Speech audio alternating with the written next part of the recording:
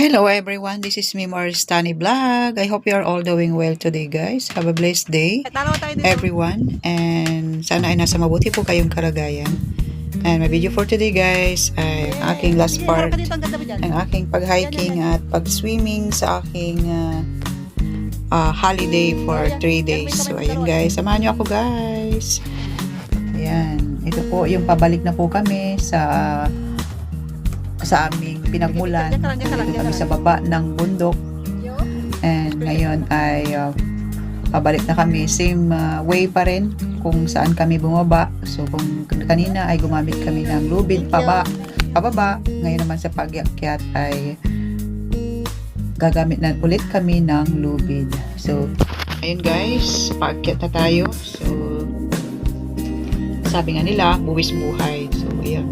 Hindi ka pwedeng hindi gumamit ng lubid guys kasi madudulas ka talaga dyan at baka madisgrasya ka pa, gugulong ka dyan hanggang doon sa may tubig.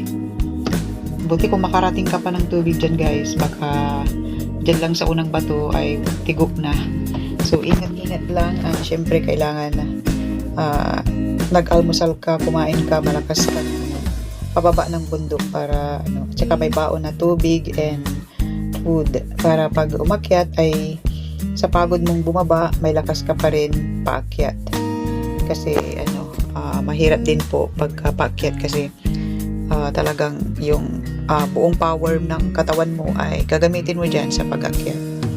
Hindi naman po ako masyadong nahirapan nung pababa lang talaga ako nahirapan kasi syempre first time ko gawin to sa tanang buhay ko ang ganitong klaseng hiking. Although lagi kaming nag-hiking ng kaibigan ko pero yung ganitong hiking talaga is napaka-challenge sa akin. So ayan, baka hindi ko na maulit dito sa lugar na to kasi grabe. So ayun guys, dito na kami nung papunta na kami sa kaya ng bus guys, naglakad ulit kami and nadaanan namin itong beach. So sabi ko sa kaibigan ko, daan muna tayo. Pero gumamit ulit kami ng hagdan pababa. Ayaw na niya, pagod na siya kasi. Pero ako talaga, may dala kasi akong pang-swimming na, ayan, swimsuit. So, sabi ko, picturean mo lang ako. So, hindi ako naligo dyan guys. Nag-picture lang ng video para meron tayong remembrance and maisali sa ating content. So, ayun. Kahit ayaw niyang pumunta ay pinagbigyan pa rin niya ako. So, ako lang dyan ang nagtampisaw. Maganda dyan guys kasi kunti lang ang tao. So sabi ko sa kanya pag meron tayong next month na holiday, dito naman tayo sa swimming. Balikan natin to kasi magandang lugar. Hindi siya matao and napakatahimik. Diba? Ayan, ang tahimik. Lahat ng nakikita nyo guys ay hindi po yan akin. Charot. Ang ganda, ang saya, matahimik lang siya. Masarap din siguro dyan mag-camping. Kasi may CR din po. Hindi ko lang alam kung allowed ang camping dito. And meron din diyang ihawan. So talagang pagka may party or maganda talaga dito. Napakaganda. So sabi ko sana makasama ko sila dito. Dalhin namin ng tent and mag picnic. Diba? So ayan, nakaka-relax. Ganito yung mga gusto ko kasi guys. Ganito ako dito ako nare-relax and mas gusto ko to kaysa mag-shopping. Mas natatahimik ako pag nasa ganitong lugar ako and mag-camping. Na-try ko na rin ditong mag-camping guys sa Lungkong. Although hindi dito, mas malayo. Mas malayong aakyatin na bundok and mga 3 oras bago ka makarating. Pero ito, pwede na siguro din dito. And yun naman gusto ko, nagka-camping kasama ang kaibigan. 2, 3, okay na ako. Ayaw ko rin na masyadong maingay. Gusto ko yung tahimik lang. 2 kami sa tent, 3, okay na. So, ayan. Wala na akong makasama kasi iba na yung mga boss ng mga kaibigan ko. Ako kasi ay nag-i-stay ako sa isang amo for 1 dekada na. So, yun siyempre yung trust nila sa akin. Kahit umuwi ako ng labor, alam nila kung saan ako nagpupunta. May tiwala sila sa akin. So, pero ako naman ay ayoko ng dala. So, although pwede ako matulog sa labas, matulog sa boarding house ng church. Pero hindi ko po yung ginagawa kasi ayoko nang maingay. Siyempre, as you know, sa boarding house, maingay kasi nga, nandun yung mga kababayan natin na stay out. So, hindi mo maiwasan na may nakakarinig ka ng kasi madali akong magising. So, ayun. Mas pinipili ko sa bahay, matulog, mahiga, magmuni-muni, manood, ganyan. Kaysa mag-stay sa maraming maririnig. So, ayan. Sana ay meron akong kaibigan, meron sa kanila na pag medyo mahaba ang holiday, 3 days, ayan, masarap mag-camping. Ayan. Diba? Nakaka-relax siya. Ibang experience yun talaga. So, i-attention nyo na ako, guys. Kasi siyempre habang tumatanda tayo, kailangan mag-enjoy. So habang medyo payat pa tayo, kasi pataba tayo ng pataba. So ayan, bago tumanda, meron tayong mapapanood na video sa ating pagpagpurgod na tayo, pag hindi na natin kayang maglagwatsa. At least meron tayong mapapanood, or kung magkaroon man tayo ng Alzheimer, mayroon mapapanood ang mga anak natin at mga apo. Diba? Remembrance. Para maiiwan natin ang channel natin na mayroon silang mapapanood. Nasabi nilang, ito yung lula ko, diba? So, yun. Maraming salamat guys sa inyong love and support. Shout out ko lang po yung mga kaibigan ko dyan. And lahat po kayo sa Bahay Kulitan. Siyempre sa Barangay LS ni Gandan Supremo, ang aking Bishi, Master Worm, Bishi Elsa, Anya, baka hindi ko kayo may shout out lahat. Tita Daisy. Ayun. Basta lahat po kayo ay big shout out sa inyo lahat. And thank you. Naging bahagi kayo ng buhay ko dito sa YT. So, ayun guys, pabalik na kami sa Hong Kong Island kung saan kami. And dito pa kami sa may tourist spot market. Ito yung mga bilihan ng mga souvenir. So, naglakad kami ng mga about 30 minutes papunta dito. From beach to dito guys, kay mga nasa 30 minutes.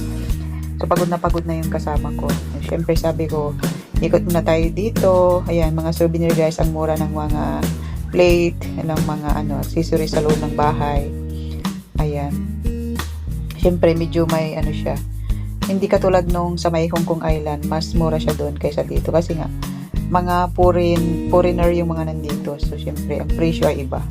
Pati yung mga pantulog, siyempre, double ang price kaysa doon sa Hong Kong Island. Doon sa ordinary market natin. Yan, may mga shoes, pan-swimming na shoes, lahat po nandyan, sombrero, bakya, ayan, nandyan lahat. And, mga dress, although, sarado pa yung ibang dyan, ibang shop. Dyan kasi kami nakabili ng dami dyan, mga nakahilirang, mga dress pang summer. So, yan yung kaibigan kong hindi matanggap na mas mataba pa siya ngayon kaysa sa akin. In denial pa siya, pero nung kami ay pumasok sa batuhan doon sa may bundok, nakapasok pa ako ng baluwag-luwag, pero siya namimilipit. So sabi ko, ayan, diyan mo mapapatunayan na mas mataba ka na talaga sa akin. So ayun nga, tanggap na niya kasi ayun nga, mas nakapasok ako kaysa siya. So ayun guys, maraming salamat po ulit. Palabas na po tayo, and sana po ay nag-enjoy kayo sa aking simpleng video. Maraming salamat sa support, and pasensya na rin po kayo kung medyo nawawala-wala sa YT, but dahil siyempre inuuna ko pa rin ang aking work at time sa family, kasi nawalan din po ako kasi ng time sa family ko, and lagi kong kausap ka din kasi ang nanay ko, kasi siyempre wala yung kanyang nawalan na kami ng tatay, nakasama niya sa buhay araw-araw. So kailangan din niya na makakausap. So, matagal kami nag-uusap ng aking nanay. And now, nagkakaroon ako ng medyo mas malaking oras na makipagkwentuhan sa kanila. Ganon din sa aking mga anak kasi bakasyon. And alam niyo na mga anak, medyo lumalaki na. Nagkakaroon na sila ng sari-sariling buhay.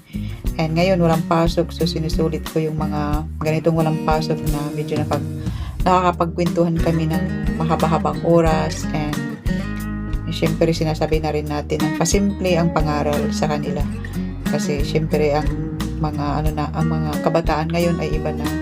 So hindi mo sila basta-basta mapagsasabihan ng direct to the point, kasi uso sa atin ang depression, ng anxiety. So kailangan pa rin ay idaan mo sa ang parenting ay hindi nadadaan na ngayon, hindi kagaya ng dati na harsh. Ngayon kailangan na malumanay pagka nagpapangaral ka sa iyong mga anak. Kumbaga habang nagkikwentuhan, isabay mo na yung mga isingit-singit mo yung mga pangaral. And alam ko na ano yan, kahit pasingit-singit lang, kahit pa paano ay pumapasok pa rin yan sa kanilang isip, sa kanilang puso. So, ganun yung ginagawa ko sa kanila. So, ayun, thank God kasi kailangan natin kasi sa katulad kung may mga anak na teenager, yung mga nagbabinata, nagdadalaga, kailangan ay kahit malayo tayo ay hindi natin kakalimutan na parang ngaralan lagi ang ating mga anak. Especially tayo OFW na malayo sa kanila, ang daming pwedeng mangyari. So, yun ang lagi-lagi kong sinasabi sa aking mga anak. And guys, andito na po kami pala sa may malapit na sasakay ng bus. So, sabi namin, magmerienda muna. Dahil layon din namin lakad namin. So, yan, nag-ice cream and nag-chicheria muna dyan. And guys, ang mga snacks area ng mga foreigner. Ayan, kung gusto mong magmerienda, ayan, medyo pricing nga lang. Siyempre sa tayo. Bababa lang tayo dyan kasi may grocery, parking shop, welcome. So, bibili na lang tayo at kakain dyan sa may seaside. Diba?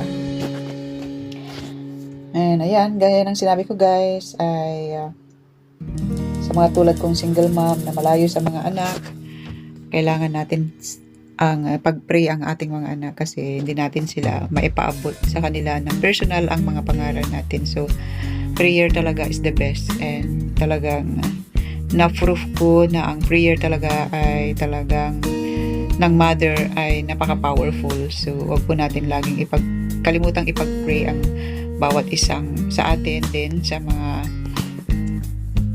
hindi lang sa ating mga anak kundi sa ating mga magulang, ayan, and sa atin din na nagtatrabaho dito sa malayo at mga alaga. Wag din po nating kalimutang ipag-pray ang mga alaga natin, mga boss natin na nakasama sa ating araw-araw na pamumuhay sa ibang bansa kasi sila ang ating pinagkukuha na ng ating source of income. So, kailangan din natin silang ipag-pray. So, ayun guys, tapos na po ako. So, pabalik na po kami niyan ng aking friend. So, yeah, thank you so much guys. Bye-bye. God bless and have a good day.